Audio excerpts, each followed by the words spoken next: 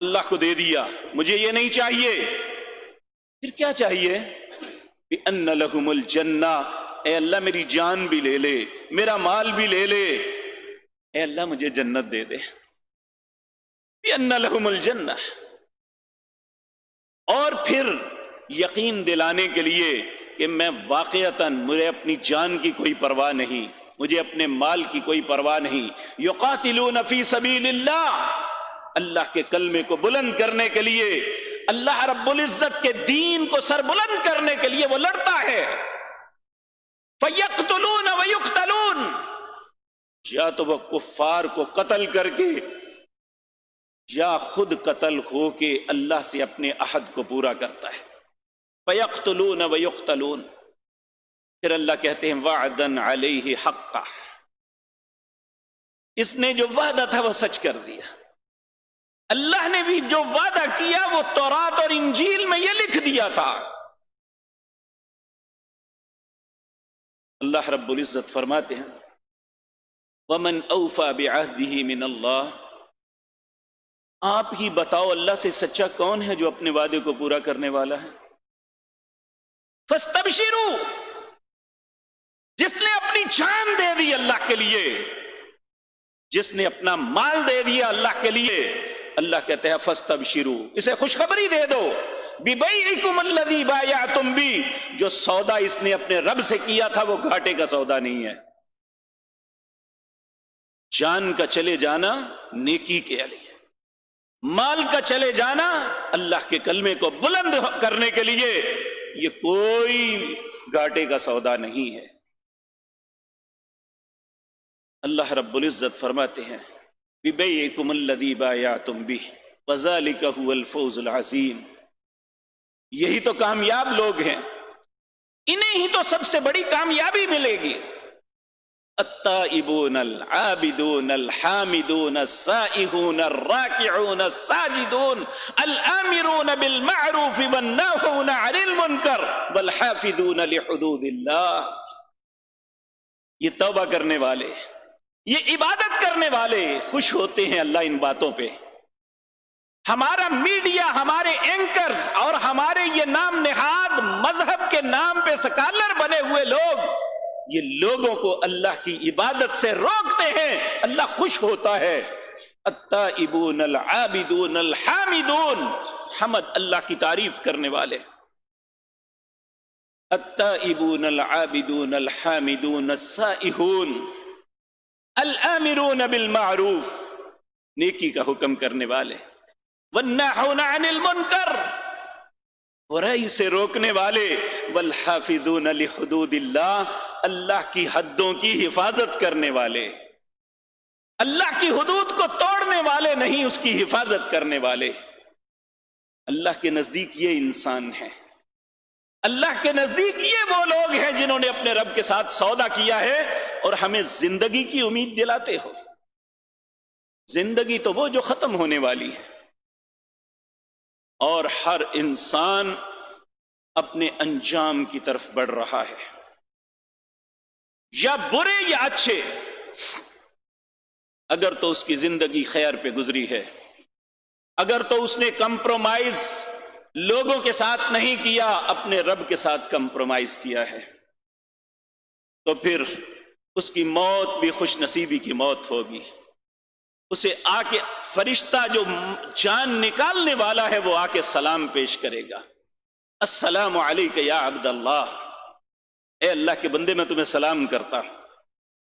پھر اس کی روح کو مخاطب کر کے کہے گا ایھا الروح الطیب کنت فی جسد الطیب اخرجی الی ربک ان ربک علیک راض، اے پاکیزہ روح، جس جسم میں تو تھی وہ بھی بڑا پاک تھا، اب نکل، تیرے رب نے تجھے بلایا ہے اور تیرا رب تجھ پہ بڑا راضی ہے، اللہ ہمارا نصیب بھی ایسا کر دے۔ تو اگر ایک انسان وہ اللہ رحمان کی بات کو نہیں مانتا، وہ شیطان کے پیچھے چلتا ہے، جبکہ رحمان نے منع کیا اہل ایمان کو، یا ایھا الذین آمنوا لا تتبعوا خطوات الشیطان، اہل ایمان اگر اپنے ایمان کے دعوے میں سچے ہو تو شیطان کے پیچھے نہیں چلنا۔ کیوں نہیں چلنا؟ فَإِنَّهُ يَأْمُرُ بِالْفَحْشَاءِ وَالْمُنکَرِ، یہ جب بھی تمہیں حکم دے گا برائی اور بے حیائی کا دے گا۔ اور آج دیکھ لیں کہ ایسے معاشرے میں نیکی کی بات کرنا ایک ایسا معاملہ بن گیا ہے جو نبی کریم صلی اللہ علیہ وسلم نے فرمایا کہ قرب قیامت ایک وقت آئے گا، نیکی کا حکم کرنا یا نیکی پہ عمل کرنا اس طرح ہوگا جس طرح دہکتا ہوا انگارہ ہاتھ میں پکڑنا ہے۔ آج نیکی کے رستے میں ساری رکاوٹیں ہیں۔ قربانی نہ کرو، نماز نہ پڑھو، زکوٰۃ نہ دو، فلاں کام نہ کرو، یہ ایسے کرو گے تو یہ نقصان ہوگا۔ ارض و سما کا مالک کہتا ہے من عمل صالحا من ذکر او انثی فلنحیینہ حیاتا طیبہ، جو شخص نیک عمل کرے گا وہ مرد ہے یا عورت، فلنحیینہ حیاتا طیبہ، زمین و آسمان کا مالک یقین دلاتا ہے میں اسے بہترین زندگی کا گزران دوں گا، اسے ایک مطمئن زندگی عطا کروں گا، اسے خیر والی زندگی عطا کروں گا۔ اور ہم کیا سوچ رہے ہیں، کیا سمجھ رہے ہیں؟ کیا ان کی باتوں میں دین ہے جو ہمیں نیکی سے ہٹانے کی کوشش کرتے ہیں، جو اللہ کے حکم کی تعمیل کے رستے میں رکاوٹ بنتے ہیں؟ بلکہ صرف یہی نہیں، برائی کی دعوت میں کوئی بھی اس وقت پیچھے نہیں ہے۔ میں نے کوئی ایسا زندگی میں ایسا الحمدللہ اللہ نے اس خباثت سے بچایا ہوا ہے، گھر میں بھی ٹیلی ویژن نہیں ہے، لیکن ہم جو پڑھتے ہیں روزانہ کہ ایسے ایسے ڈرامے ہماری آنے والی نسلوں کو برباد کرنے کے لیے دکھائے جا رہے ہیں، جس میں یہ سبق دیا جاتا ہے کہ ایک دیور اپنی بابی کے ساتھ کیسے تعلق قائم کر سکتا ہے، ایک سسر اپنی بہو جو اس کی بیٹی کی طرح ہے اس کے ساتھ کیسے تعلق قائم کر سکتا ہے، ایک باپ اپنی بیٹی کے ساتھ کس طرح خباثت کر سکتا ہے، ایک بھائی کا تعلق اپنی بہن کے ساتھ کس طرح ہو سکتا ہے، جبکہ رسول اللہ نے فرمایا پڑوسی جو رشتے میں کچھ نہیں لگتا، جس کا خون کا کوئی تعلق نہیں، جس میں حرمت کا کوئی رشتہ نہیں، نبی کریم نے فرمایا جس نے پڑوس کی عورت کے ساتھ بدکاری کی اس نے 10 زناؤں کے برابر گناہ کیا۔ اور جو اپنی ماں، بہن، بیٹی، بہو اور بھابی ان رشتوں کے تقدس کو پامال کرنے کا سبق دیتا ہے اور ان کے کہے پہ لگ کے یا ان کے پروپیگنڈے سے متاثر ہو کے جو اس رستے پہ چلتے ہیں، وہ اور یہ دونوں شیطان کل کہاں پہ ہوں گے؟ تو میرے عزیز بھائیو، اس سارے سینیریو میں بھی اللہ رحمان و رحیم، اللہ رب العزت جو بڑے ہی کریم ہیں، جو رؤوف اور رحیم ہیں، جو ودود ہیں، محبت کرتے ہیں اپنی مخلوق سے، وہ اس کے لیے نیکی کے چانس مہیا کرتے ہیں۔ آپ نے دیکھا پیچھے رمضان المبارک آیا، خوش نصیبوں نے روزے رکھے، بد نصیب ان کے مقدر میں نہیں ہوئے۔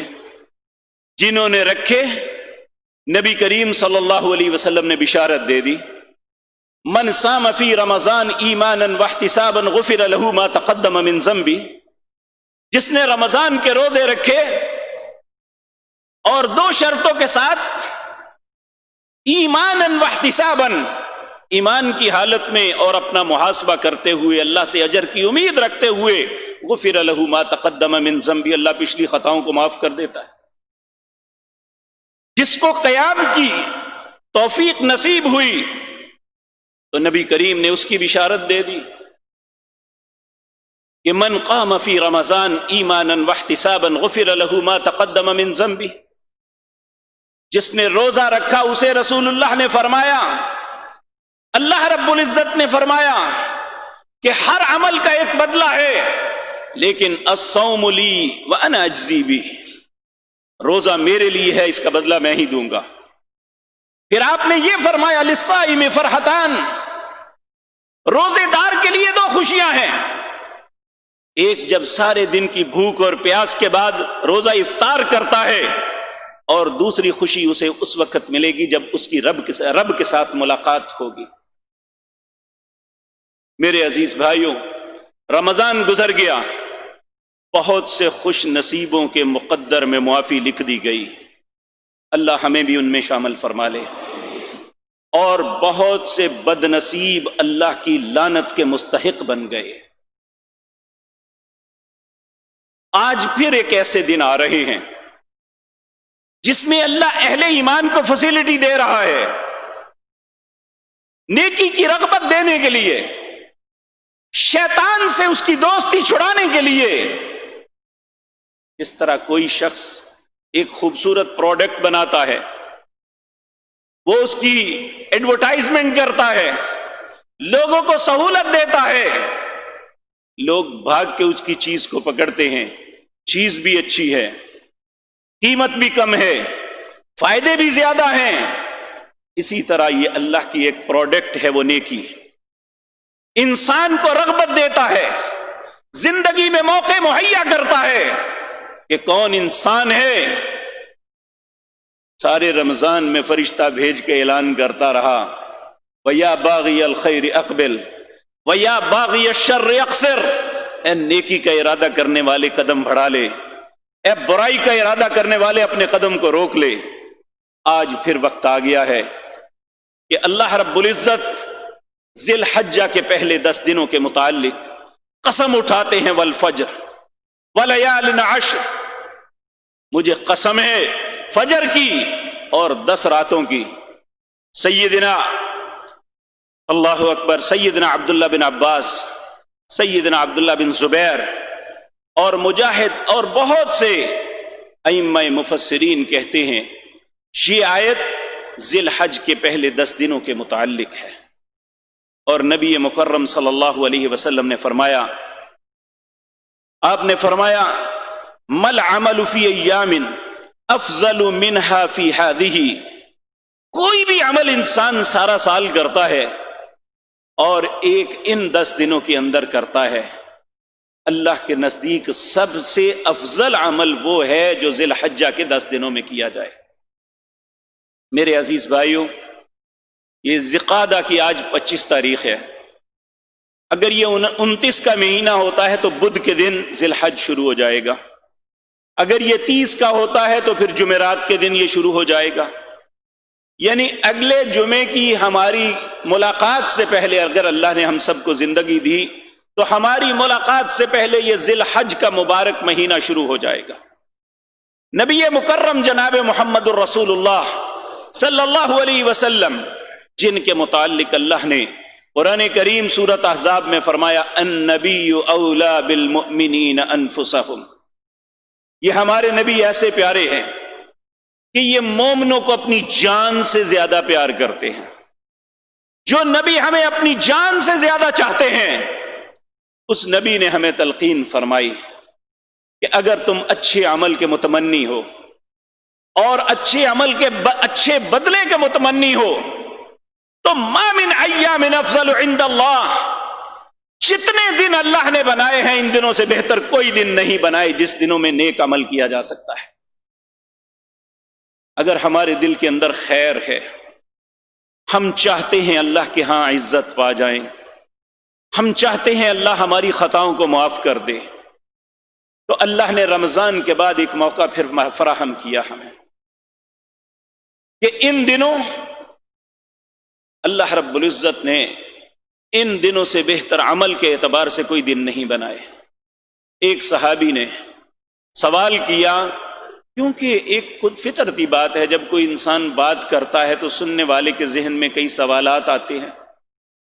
ایک صحابی نے سوچا کہ اسلام کے اندر جو سب سے بلندی، کوہان اور بہتر چیز ہے وہ اللہ کے راستے میں جہاد ہے، تو اس نے کہا یا رسول اللہ صلی اللہ علیہ وسلم، آپ فرما رہے ہیں کہ ان دنوں عمل کرنا سب دنوں سے، سب اعمال سے زیادہ افضل ہے، وَلَا الْجِهَادُ فِي سَبِيلِ اللَّهِ، کہ اللہ کے راستے میں جہاد کرنے سے بھی ان دنوں عمل کرنا افضل ہے؟ آپ نے فرمایا نعم وَلَا الْجِهَادُ فِي سَبِيلِ اللَّهِ، ہاں اللہ کے رستے میں جہاد کرنے سے بھی بہتر ہے ان دنوں نماز پڑھ لو، روزہ رکھ لو، خرچ کر لو، اللہ کی تعریف و توصیف کر لو، اللہ کی تحمید اور اس کی تسبیح کر لو، اس کی تکبیر کو بلند کر لو، یہ زیادہ افضل ہے۔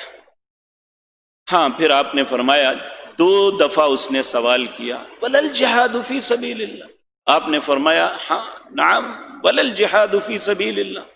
جب پھر سوال کیا آپ نے فرمایا ہاں ایک شخص ہو سکتا ہے جو بہتر ہو، جو اپنا مال اور اپنی جان لے کے اللہ کے راستے میں نکلا، نہ اس کا مال نہ اس کی اولاد نہ جان کچھ بھی واپس نہ آیا، سب کچھ لٹ گیا اللہ کے راستے میں۔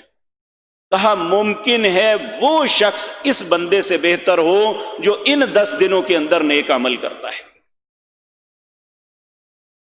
تو اب اگر ہمارے دل میں یہ چاہت پیدا ہو، اگر ہمارے دل میں ایمان کی شمع روشن ہے، اگر ہم نیکی کا ارادہ رکھتے ہیں، وَيَا بَاغِيَ الْخَيْرِ، اے نیکی کا ارادہ کرنے والے پھر اقبل، آگے بڑھ، کیا کر؟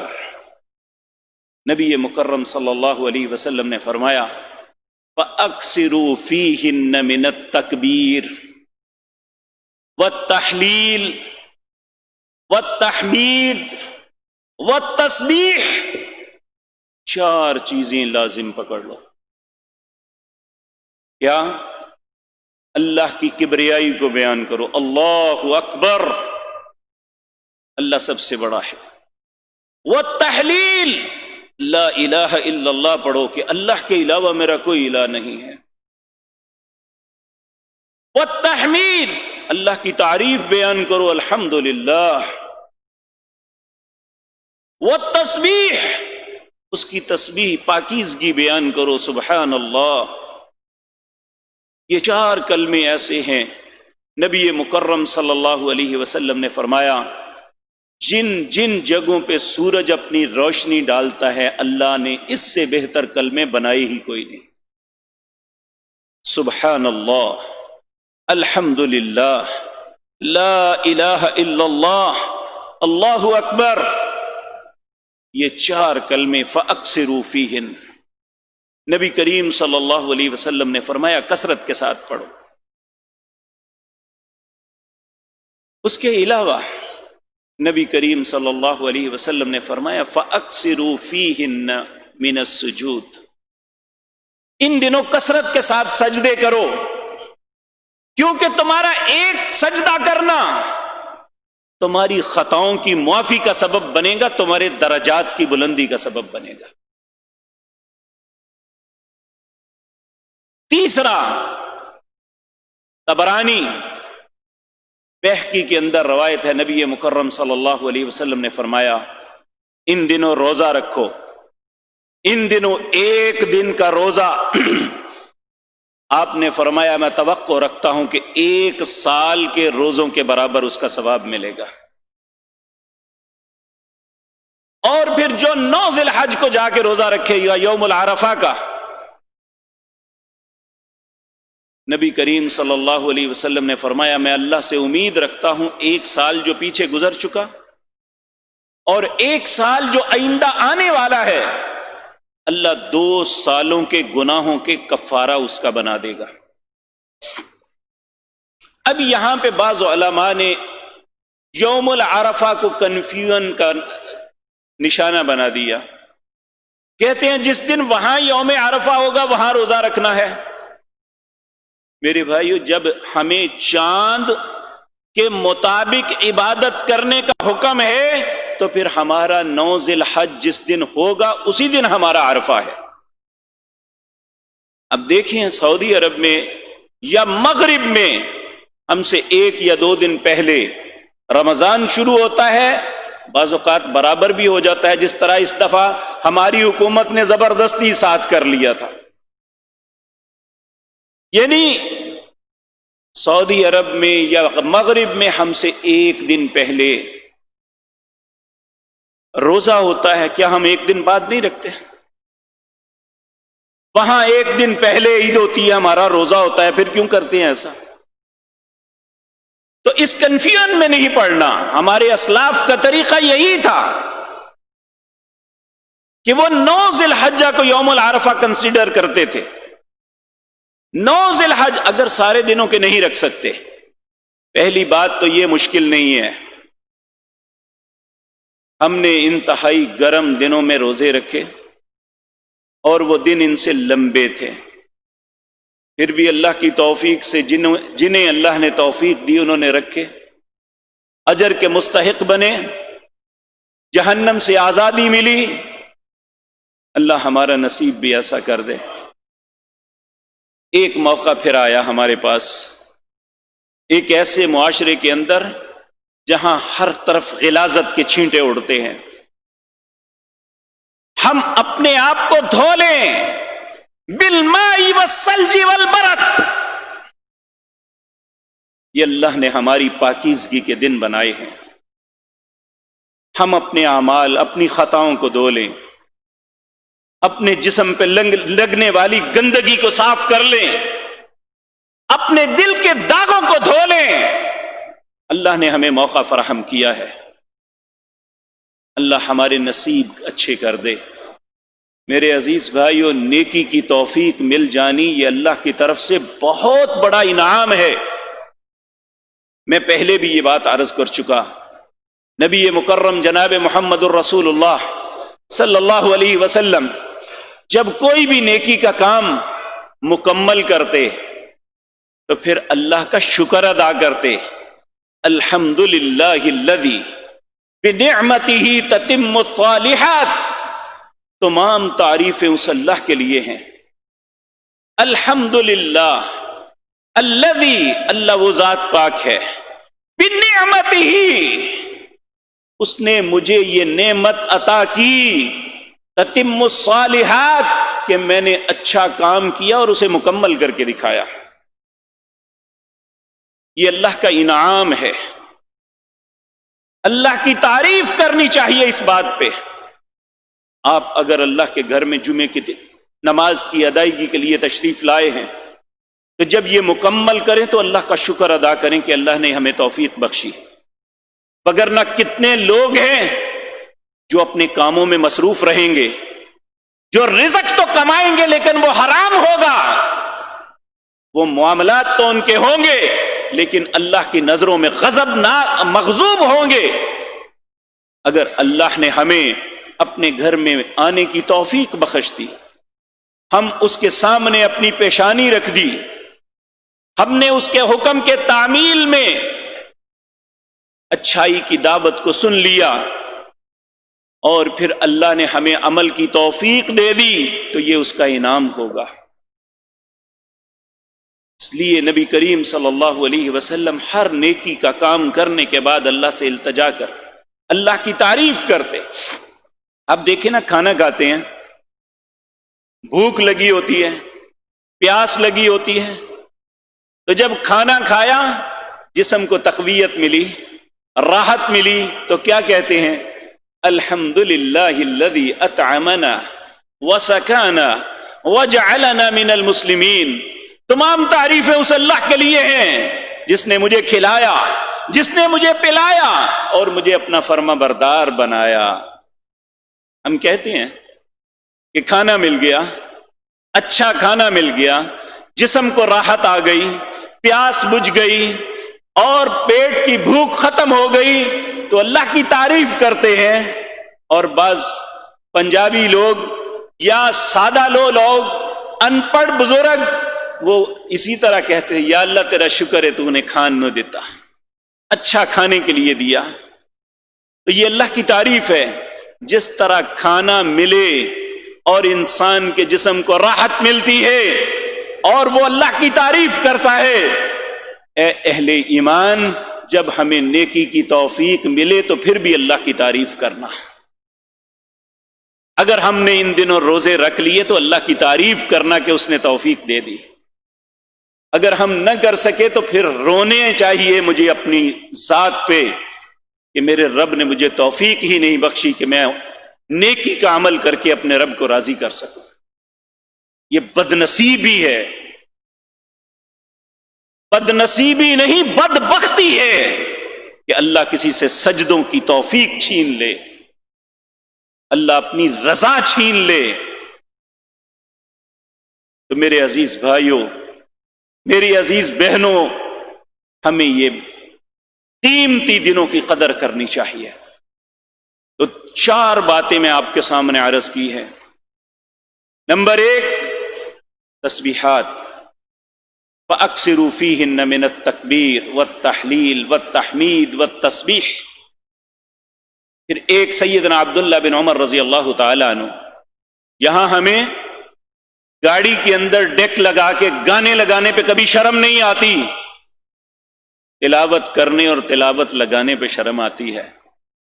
خلیج کے اندر یہ ہوتا ہے، جن لوگوں نے، جو لوگ وہاں رہے ہیں انہیں علم ہوگا، 1 ذی الحج سے لے کر 10 ذی الحج تک لوگ اپنی گاڑیوں کے اوپر لاؤڈ سپیکر ڈیک لگا کے سارا دن ان کی گاڑیاں بازاروں میں گھومتی ہیں اللہ کی تکبیرات کو بلند کرنے کے لیے۔ اللہ اکبر، اللہ اکبر، لا الہ الا اللہ، واللہ اکبر، اللہ اکبر وللہ الحمد۔ یہ ہے سوچ، یہ ہے بھلائی، یہ ہے دلوں کا تقوی کہ لوگوں کو رغبت دی جائے۔ یہ کس کا طریقہ ہے؟ سیدنا عبداللہ بن عمر، سیدنا عبداللہ بن عباس رضی اللہ تعالی عنہما کہتے ہیں جب ذی الحج کا چاند طلوع ہو جاتا، اگر یہ حج پہ ہوتے تو مینا کے بازاروں میں نکل جاتے، اگر یہ مدینہ میں ہوتے تو مدینے کے بازاروں میں نکل جاتے، اور جب بازار میں لوگوں کا جمع غفیر ہوتا ان کے اندر بلند آواز سے شروع ہو جاتے، اللہ اکبر لا الہ الا اللہ، واللہ اکبر وللہ الحمد، تو سارے بازار میں ایک شور مچ جاتا، ہر بندے کی زبان پہ یہی کلمات جاری ہو جاتا۔ تو اس لیے کثرت کے ساتھ اللہ کی تکبیرات، اللہ کی کبریائی کو بلند کرو، وہی سب سے بڑا ہے، وہی سب سے عظمت والا ہے۔ العظمت للہ، ساری عظمتیں اللہ کے لیے ہیں، اللہ رب العزت کے لیے۔ اسی طرح میرے عزیز بھائیوں، فرائض کو وقت پہ ادا کریں، ویسے کثرت سجود نوافل ادا کریں۔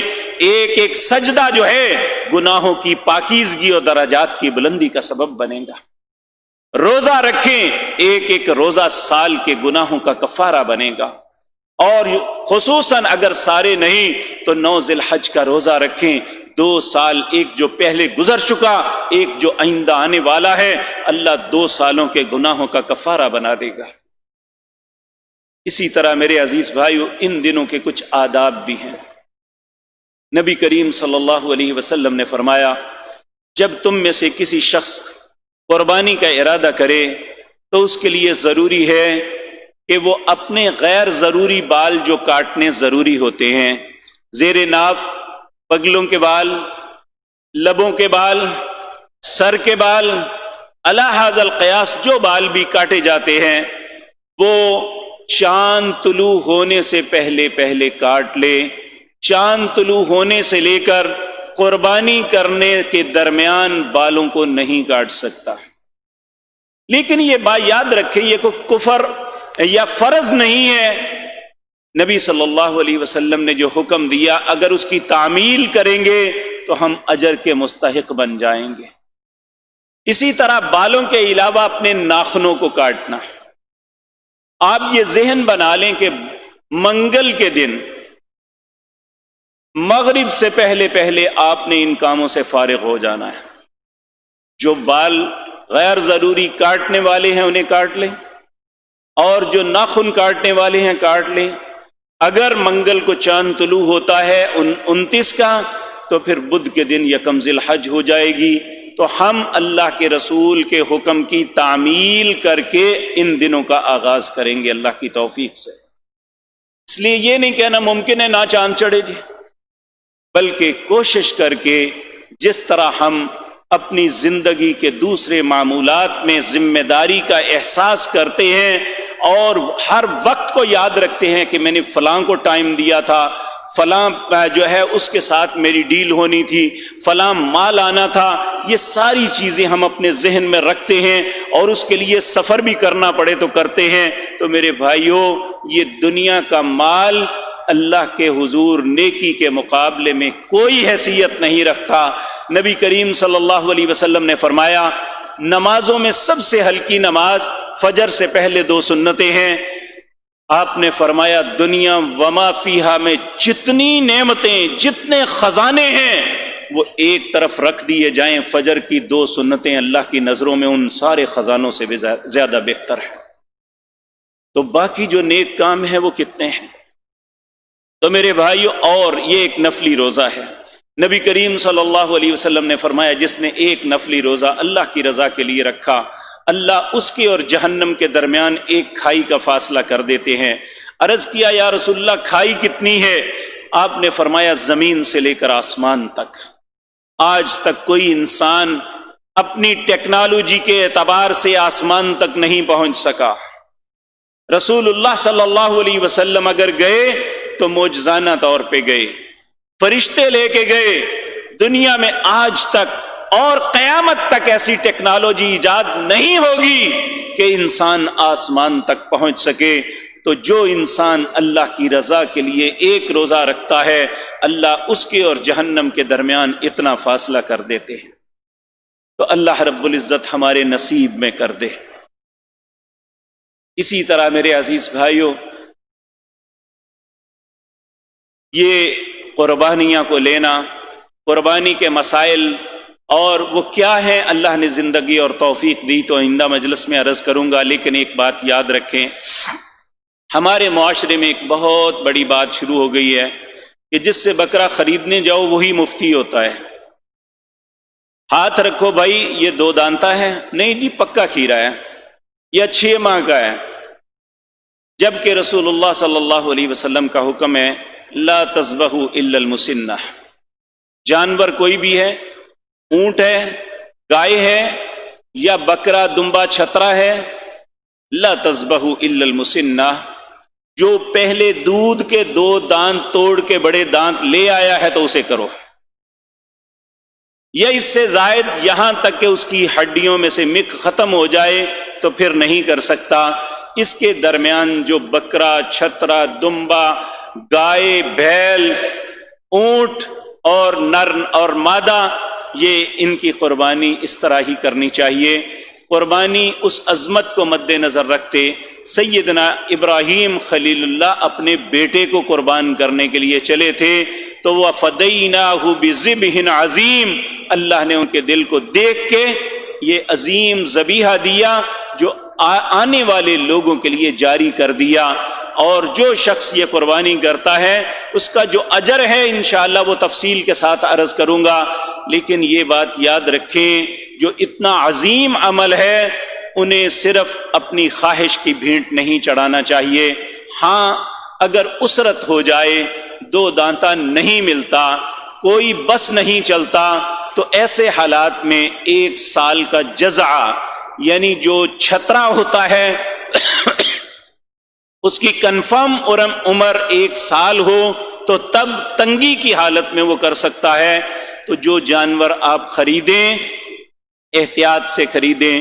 نبی کریم صلی اللہ علیہ وسلم نے فرمایا جو آنکھ سے اندھا یا کانا ہوگا اس کی قربانی نہیں ہوتی، جو لڑتے ہوئے اپنا سینگ توڑوا لیتا ہے اس کی قربانی نہیں ہوتی، جو جانور لنگڑا ہے اس کی قربانی نہیں ہوتی، جو جانور بیمار لاغر ہے اس کی قربانی نہیں ہوتی، اور جو جانور چوٹ لگنے سے اسے ایسا زخم ہے جو بڑا ظاہر ہے اس کی قربانی نہیں ہوتی۔ تو اللہ ہمیں وہی قربانی دینے کی توفیق عطا فرمائے جو ہمارے پل صراط کی پار کرنے کے سبب ہمارے کام آ سکے۔ تو اس لیے میرے عزیز بھائیوں، یہ آنے والے دنوں کے آداب کو ملحوظ خاطر رکھنا ہر اہل ایمان پر فرض ہے۔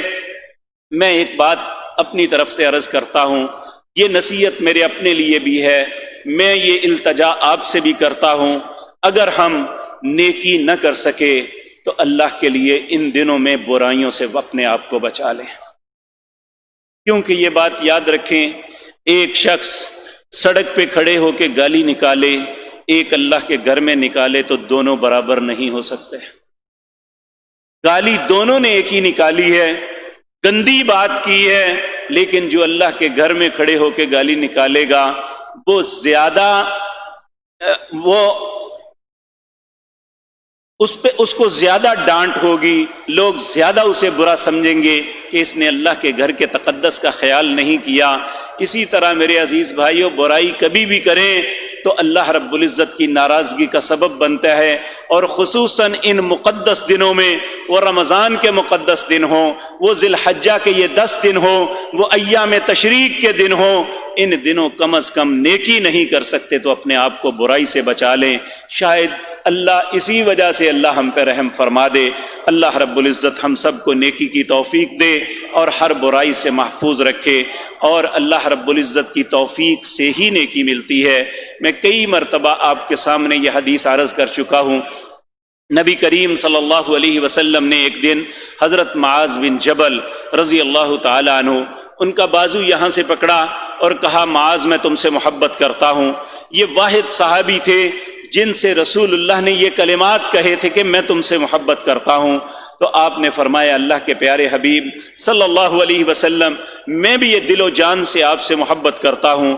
آپ نے فرمایا، اگر تمہیں مجھ سے محبت ہے تو فی کل دبر الصلاۃ، اپنی ہر نماز کے بعد تو اللہ سے یہ ضرور التجا کرنا، کیا؟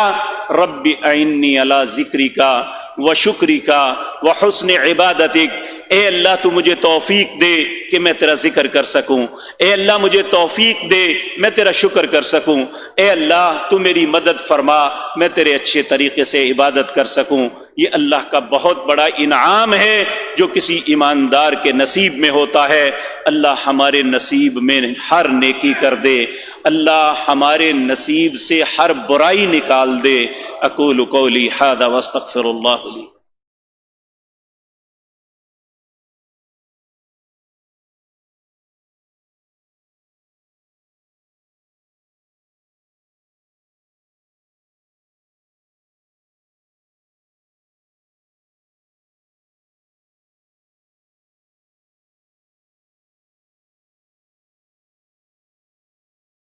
ان الحمد للہ نحمده ونستعینه ونستغفره ونعوذ باللہ من شرور انفسنا ومن سیئات اعمالنا، من يهده الله فلا مضل له ومن يضلل فلا هادي له، واشهد ان لا اله الا الله وحده لا شريك له، واشهد ان محمدا عبده ورسوله۔ اما بعد فاعوذ باللہ السمیع العلیم من الشیطان الرجیم، بسم اللہ الرحمن الرحیم۔ ان اللہ وملائکتہ یصلون علی النبی یا ایہا الذین آمنوا صلوا علیہ وسلموا تسلیما۔ اللہم صل علی محمد وعلی آل محمد کما صلیت علی ابراہیم وعلی آل ابراہیم انک حمید مجید۔ اللہم بارک علی محمد وعلی آل محمد کما بارکت علی ابراہیم وعلی آل ابراہیم انک حمید مجید۔ یہ ایک بھائی نے آپ سے التماس کی ہے، کہتے ہیں میرے پیارے دوست وحید حیدر بٹ صاحب بیمار ہیں، ان کے لیے دعا کریں، اللہ انہیں صحت کاملہ عاجلہ عطا فرمائے۔ ایک بھائی نے کہا ہے کہ میری بہن بہت بیمار ہیں، کھاتی پیتی کچھ نہیں، دعا کریں اللہ رب العزت انہیں صحت کاملہ عاجلہ عطا فرمائے۔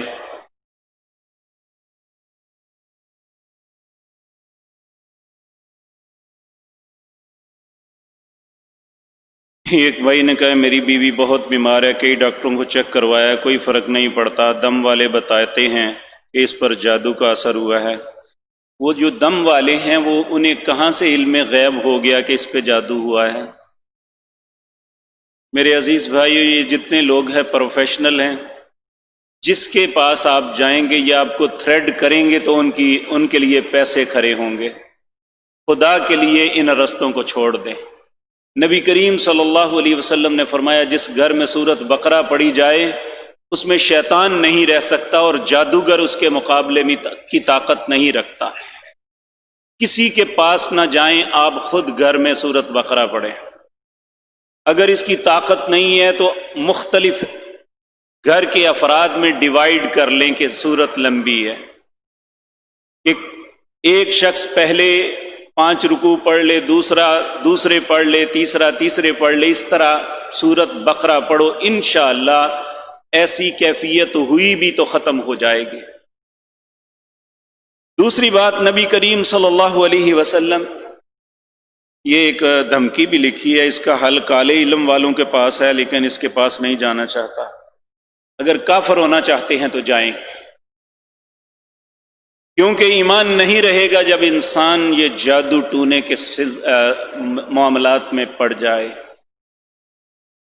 اللہ رب العزت بچائے، اگر بیماری سے موت بھی آ جائے تو کوئی ایسی بڑی بات نہیں ہے، کفر سے بہتر ہے موت آ جانا۔ تو اس لیے اس راستے کو کبھی بھی اختیار نہ کریں، اپنے رب پہ بھروسہ کریں۔ جس دن آپ اپنے رب پہ توکل کرتے ہوئے دعا کریں گے، اسی دن اللہ یہ ساری مصیبتیں پلٹا دے گا، کیونکہ اللہ کا وعدہ ہے وَمَن يَتَوَكَّلْ عَلَى اللَّهِ فَهُوَ حَسْبُهُ، جو اپنے رب پہ بھروسہ کرتا ہے اللہ اس کے لیے کافی ہو جاتا ہے۔ تو اللہ رب العزت آپ اور آپ کے گھر والوں پہ رحم فرمائے۔ اسی طرح صبح اور شام کے اذکار پڑھیں، ہر نماز کے بعد معوذات، قل هو اللہ احد، قل اعوذ برب الفلق، قل اعوذ برب الناس، یہ پڑھیں۔ نبی صلی اللہ علیہ وسلم نے فرمایا اللہ ہر دیکھی ان دیکھی چیز سے اس کی حفاظت فرما دیتے ہیں جو اپنی نمازوں کے بعد معوذات پڑھتے ہیں۔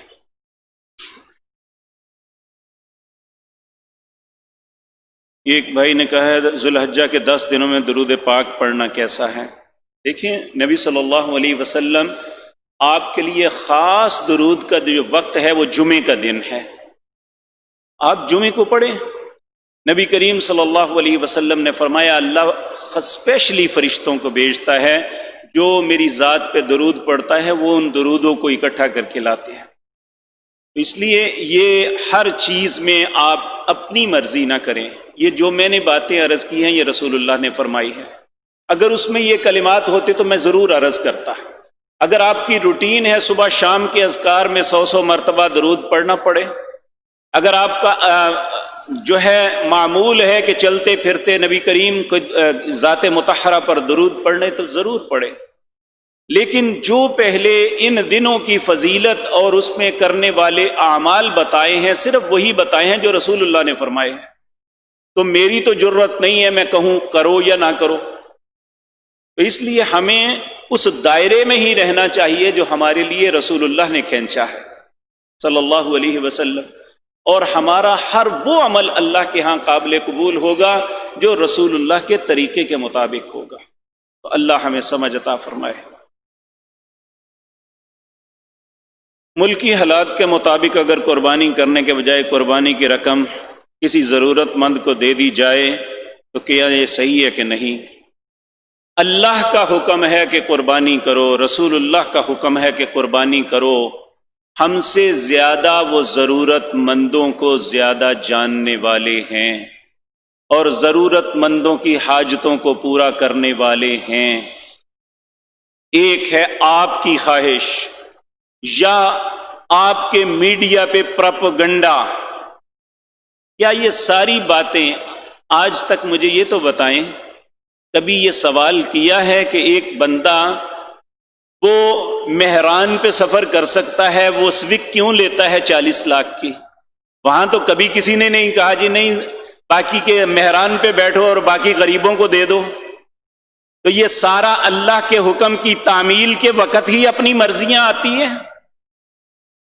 تو خدا کا خوف کرو، ہر سال یہی تماشا کرتے ہیں۔ اللہ میری اور آپ کی قربانی کا بھوکا نہیں ہے۔ لن ینال اللہ لحومها ولا دماؤها ولکن ینالہ التقوی۔ نہ اللہ کو تمہاری قربانی کا خون پہنچتا ہے نہ گوشت پہنچتا ہے، اللہ تو تمہارے دلوں کے تقوی کو دیکھتا ہے۔ اور جو شخص قربانی سے بھاگتا ہے، میں اللہ کے گھر میں کھڑا ہو کے کہتا ہوں وہ غریب کی مدد نہیں کر سکتا۔ غریب کی مدد وہی کرتا ہے جو اللہ کا اطاعت کرنے والا ہوتا ہے۔ تو اللہ رب العزت ہمیں سمجھ عطا فرمائے۔ ہمیں اپنے رب کے حکم میں اپنی عقل کو لڑانا یہ شیطان کا کام ہے۔ جب اللہ نے کہا تھا نا کہ اسجدوا آدم کو سجدہ کرو، حکم دیا اللہ نے، تو شیطان نے اپنی عقل لڑائی، انا خیر، میں بہتر ہوں، خلقتنی من نار وخلقتہ من طین، تو نے مجھے آگ سے بنایا، اسے مٹی سے، کیسے اسے مان لوں، یہ بڑا ہے۔ اللہ رب العزت نے فرمایا یا ابلیس ما منعک ان تسجد لما امرتک اذ امرتک، اے ابلیس کس چیز نے تجھے منع کیا ہے کہ تو سجدہ نہیں کر رہا، حکم تو میں دے رہا ہوں۔ تو ابلیس نے اپنی عقل کے بل بوتے پہ اللہ کے حکم کا انکار کیا، تو ہم بھی کر لیں، اللہ کو کیا فرق پڑے گا؟ جو اللہ کے حکم کا انکار کرے گا ابلیس کا بھائی ہے، وہ بن جائے۔ یہ کوئی خیر خواہی نہیں ہے، خیر خواہی یہی ہے جو اللہ کا حکم ہے اسے پورا کیا جائے۔ اللہم انصرنا ولا تنصر علینا وعزنا ولا تذلنا وزدنا ولا تنقصنا وارحمنا انت مولانا فانصرنا علی القوم الکافرین۔ اللہم اعز الاسلام والمسلمین، اللہم اعز الاسلام والمسلمین واذل الشرک والمشرکین، اللہم دمر اعداء الدین، اللہم دمر اعداء الدین، اللہم انصر المظلومین فی کشمیر، اللہم انصر المظلومین فی فلسطین، اللہم انصر المظلومین فی سوریہ، اللہم انصر المستضعفین فی کل مکان، اللہم اہلک الحنود والیہود، اللہم اہلک الحنود والیہود، اللہم اہلک الصلیبیین، اللہم شتت شملہم، اللہم مزق جمعہم، اللہم دمر دیارہم، اللہم زلزل اقدامہم وانزل بہم بعثک الذی لا تردہ عن القوم المجرمین، اذہب الباس رب الناس واشف انت شافی لا شفاء الا شفاؤک شفاء لا یغادر سقما، اللہم اشفنا بشفائک وداونا بدوائک واغننا بفضلک عمن سواک، یا واسع الفضل یا واسع المغفرہ، اللہم اقض حاجاتنا وحاجات المسلمین، ربنا اغفر لنا ولإخواننا الذين سبقونا بالإيمان ولا تجعل في قلوبنا غلا للذين آمنوا ربنا إنك رؤوف رحيم، اللهم اعتق ركابنا وركاب آبائنا من النار، وصل اللهم على نبينا محمد وآله وأصحابه أجمعين برحمتك يا أرحم الراحمين۔